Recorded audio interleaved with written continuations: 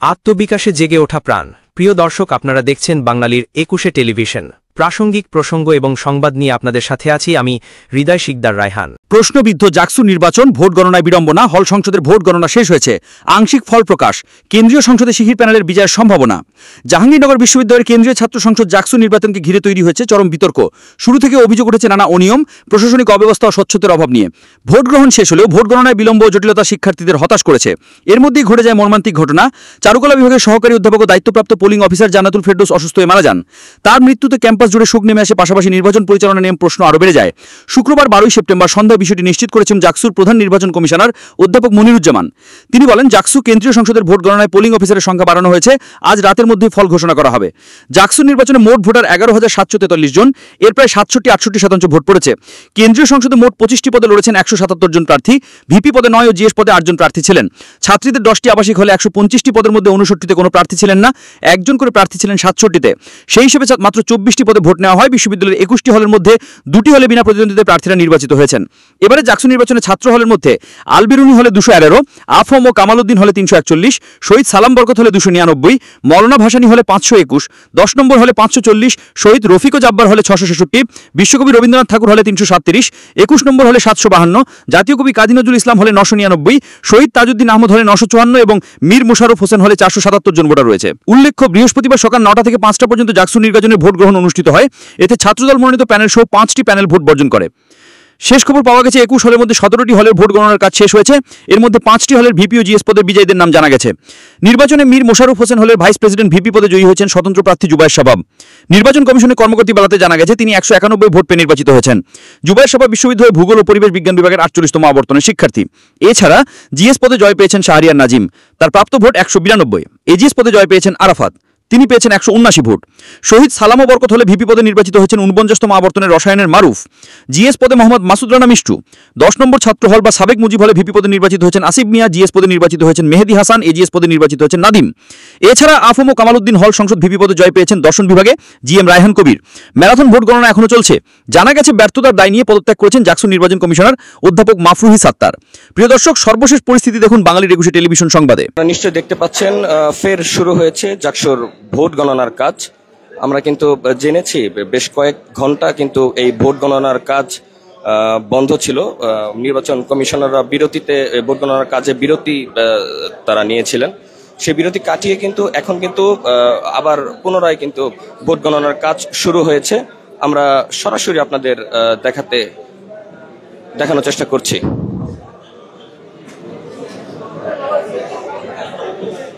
জাহাঙ্গীরনগর বিশ্ববিদ্যালয়ে 33 বছর পর এই সাধারণ শিক্ষার্থীদের যে কাঙ্ক্ষিত যে জাকসু নির্বাচন, সেই জাকসু নির্বাচনে কিন্তু 25টি পদে কিন্তু 178 জন কিন্তু লড়ছেন। আমরা শেষ খবর পাওয়া অবধি আমরা জেনেছি হলের প্রায় অধিকাংশ হলেরই ভোট গণনার কাজ প্রায় শেষ। এখন কেন্দ্রীয় যে ভোটের যে তালিকা সেটি এখন গণনার কাজ সেটি এখন অপেক্ষায় আছে আর কি। দর্শক, আমরা যদি আপনাদের আরেকটু দেখাই, সেটা হচ্ছে আপনারা নিশ্চয়ই দেখতে পাচ্ছেন জাকসু নির্বাচন কমিশনে যারা আছেন তারা কিন্তু খুবই নির্বিঘ্নভাবেই তারা তাদের ভোট গণনার কাজ চালিয়ে যাচ্ছেন।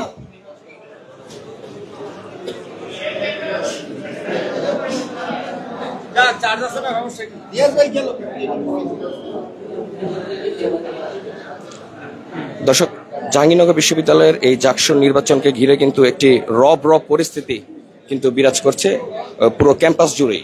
আমরা দেখেছি বিভিন্ন যে প্রধান যে ফটকগুলো আছে সেই ফটকগুলো কিন্তু নিরাপত্তার চাদরে কিন্তু আইন শৃঙ্খলা রক্ষাকারী বাহিনী কিন্তু তারা কিন্তু ঢেকে দিয়েছেন। এবং আমাদের কিন্তু আমরা আইন শৃঙ্খলা রক্ষাকারী বাহিনীর যিনি ঢাকা জেলা পুলিশ সুপার আছেন তার সাথে আমরা বেশ কয়েকবার কথা বলেছি। তিনি কিন্তু বলছেন যে নিরাপত্তার জাহাঙ্গীরনগর বিশ্ববিদ্যালয়ের প্রশাসনের চাহিদা অনুযায়ী তারা কিন্তু নিরাপত্তার যে বলয় তারা তৈরি করেছেন সেটি কিন্তু অব্যাহত থাকবে এবং বৈধ পাস ছাড়া কোনো ধরনের ব্যক্তি বা বর্গ এই জাহাঙ্গীরনগর বিশ্ববিদ্যালয়ের ক্যাম্পাস কম্পাউন্ডে কিন্তু তারা কিন্তু ঢুকতে দেবে না প্রশাসন, বা তারা আসতে পারবে না। আমরা কিন্তু শুধু পুলিশই নয়, আমরা সাদা পোশাকে পুলিশ দেখেছি, আমরা ডিবি পুলিশকে দেখেছি, আমরা র্যাবকে দেখেছি।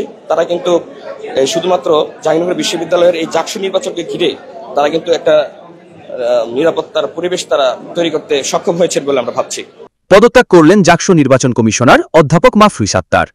জাহাঙ্গীরনগর বিশ্ববিদ্যালয়ের কেন্দ্রীয় ছাত্র সংসদ জাকসু নির্বাচনকে ঘিরে যখন একের পর এক বিতর্ক দানা বাঁধছে, ঠিক তখনই বড় ধরনের ঝড় তুলল নতুন খবর। নির্বাচন কমিশনের সদস্য অধ্যাপক মাফরুই সাত্তার পদত্যাগ করেছেন। তিনি অভিযোগ করেছেন, স্বচ্ছ ও গ্রহণযোগ্য নির্বাচন আয়োজনের পরিবেশ নেই। ভোট গ্রহণ ও ভোট গণনার ধাপে ধাপে প্রশাসনিক ব্যর্থতা, অনিয়মের অভিযোগ এবং এক পুলিং অফিসারের মৃত্যুর পর দায়িত্ব থেকে সরে দাঁড়ানোই তার একমাত্র সিদ্ধান্ত ছিল। অধ্যাপক মাফরুহির পদত্যাগে নির্বাচন কমিশনের ভেতরকার ভাঙন স্পষ্ট হয়ে উঠেছে। শিক্ষার্থীদের মধ্যে প্রশ্ন উঠেছে, যখন কমিশনের ভেতরেই আস্থা টলমল, তখন এই নির্বাচন কতটা নিরপেক্ষ ও বৈধ থাকবে? ছাত্রদল ইতোমধ্যেই অনিয়মের অভিযোগ তুলে ভোট বর্জন করেছে। শাসক দল সমর্থিত সংগঠন ফলাফলকে বৈধ প্রমাণে মরিয়া, আর সাধারণ শিক্ষার্থীরা পড়েছে দ্বিধায়। শিক্ষক সমাজের একাংশ বলছেন, কমিশনারের পদত্যাগ প্রমাণ করে এই নির্বাচন আর বিশ্বাসযোগ্য নয়। অন্য অংশের দাবি, নির্বাচন প্রক্রিয়া শেষ না হওয়া পর্যন্ত চূড়ান্ত মন্তব্য করা উচিত নয়। সবশেষে প্রশ্ন থেকেই যাচ্ছে, এই জাকসু নির্বাচন কি শিক্ষার্থীদের গণতান্ত্রিক চর্চাকে শক্তিশালী করবে, নাকি থেকে যাবে বিতর্কিত ও অসমাপ্ত এক অধ্যায় হিসাবে? শুনুন কি বলছেন জাকসু নির্বাচন কমিশনার অধ্যাপক মাফরুই সাত্তার। অভিযোগ দেওয়া হচ্ছিল। আচ্ছা, এই প্রশ্নের উত্তরটা না আমি দিয়ে ফেলেছি। হ্যাঁ, এই প্রশ্নের উত্তরটা আমি দিয়ে ফেলেছি। আসলে দেখেন, আপনি বলেছেন, তারপরেও বলি কথাটা।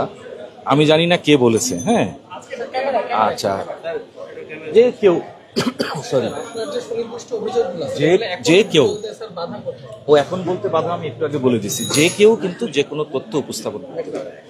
এখন আমি বিশেষ করে এমন একটা পজিশনে আছি, আপনি একটু লক্ষ্য করুন আপনার প্রশ্নের উত্তর। আমি কিন্তু সব শেষে, দিনের শেষে আমি একজন শিক্ষক।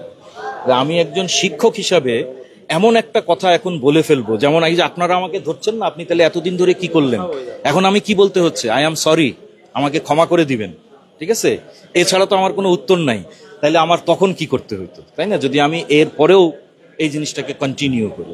আমি শুধু এটা বলতে চেয়েছি, আমি আমার জীবন দিয়ে চেষ্টা করেছি, আমি আমার সর্বোচ্চ চেষ্টা করেছি, দিন রাত না ঘুমিয়ে চেষ্টা করেছি, কিন্তু আমি ব্যর্থ হয়েছি। সেই ব্যর্থতার দায়ভার নিয়েই আমি পদত্যাগ করছি। ধন্যবাদ। ঠিক আছে। হ্যাঁ,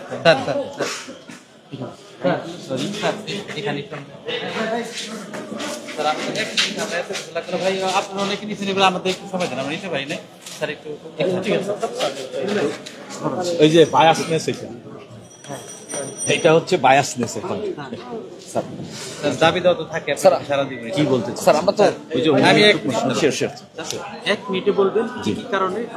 ও কারণগুলো তো আমি বলবো। স্যার, আপনি আপনার মতো স্যার একটু করে স্যার বলে দেন, আমি পদত্যাগ করছেন। না না, এতক্ষণ ধরে বলছি তো স্যার, আরেকবার স্যার এক্সট্রিমলি সরি স্যার। আচ্ছা, ও সরি, সেটা হচ্ছে ভাই আপনি ছেড়ে দেন প্রশ্নটা। যে আমি এই নির্বাচন চলাকালীন সময়ে, নির্বাচনের আগে এবং এই আজকে পর্যন্ত বিভিন্ন জায়গায়, বিভিন্নভাবে, বিভিন্ন জায়গা থেকে যে সকল অনিয়ম এবং ত্রুটির কথা উল্লেখ করা হয়েছে, তার মধ্যে অনেকগুলো মারাত্মক রয়ে গেছে। সেই সমস্ত অনিয়ম এবং ত্রুটিগুলো দূর করার জন্য চেষ্টা করেছি, সর্বোচ্চ চেষ্টা করেছি।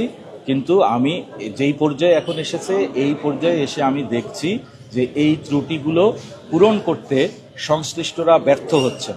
সেই কারণে আমি এই দায়ভার নিতে চাই নাই বলেই আমি, যদি করেন তাহলে আমি এই, যেমন এই সমস্ত কাজ থেকে তো আসলে বিরত থাকা যায় না, কারণ আমি নির্বাচন কমিশনার, আমি দায় নিব না। সেই দায়ভার থেকেই আমি পদত্যাগ করেছি। আমি দুইটা শেষ খুব একই সাথে সম্পর্কিত। হ্যাঁ, অনিয়মগুলা কি ছিল সেটা আমি বারবার বলেছি যে এই মুহূর্তে আমার পক্ষে বলা সম্ভব না, আমাকে একটু সময় দিতে হবে। হ্যাঁ, কেন? কারণ ওই যে আমি বলেছি আমি 6 দিন ধরে না ঘুমিয়ে আছি, তাই না? তাইলে আমি এখন কি বলবো, কি লিখবো, তার মধ্যে ত্রুটি থাকবে। ঠিক আছে, আমি আপনাদের কাছে সময় চেয়েছি, অবশ্যই আমি আপনাদেরকে বিষয়গুলো তুলে ধরবো। জি, ধন্যবাদ। আচ্ছা, এটার জন্য আমি আসলে, আপনি যেই কথাটা বলেছেন যে আমি করজোরে সংশ্লিষ্ট সকলের কাছে ক্ষমা প্রার্থনা করা ছাড়া আমি নিরুপায়। কিন্তু আমি শুধু এতটুকু মনে করছি যে অন্তত আমি এতটুকু করতে পেরেছি যে আমি নিজের বিবেকের কাছে মুক্ত থাকতে পেরেছি দুটো দিক থেকে, যে আমি চেষ্টা করেছি, পারিনি। তারপরে আমি কি করিনি, অন্যায়ের কাছে আমি মাথা নত করিনি। আমি কি করেছি, সকল লোভ, সকল বাধা পেরিয়ে আমি সেই অন্যায় কাজগুলো যেখানে হচ্ছে সেখান থেকে আমি সরে এসেছি। এটাই হচ্ছে আপনার প্রশ্নের উত্তর। ধন্যবাদ। আমার তো কোনো পরবর্তী এই বিষয়ে নাই। সেটা হচ্ছে যে আমি নির্বাচন কমিশনে নাই আর। অতএব এখন এই বিষয়গুলো আমি যেটা বললাম যে আমি দেখব, আপনারা জানতে চেয়েছেন, আমি সেই বিষয়গুলো আমি এই পর্যন্ত যতটুকু জানতাম সেগুলো আমি যথাসময় করব। এইটুকু, আর বাকি তো হচ্ছে আমি পড়াশোনা করব, আমি ক্লাস নিব, হ্যাঁ এই, হ্যাঁ আর অন্য কিছু আমি করছি না।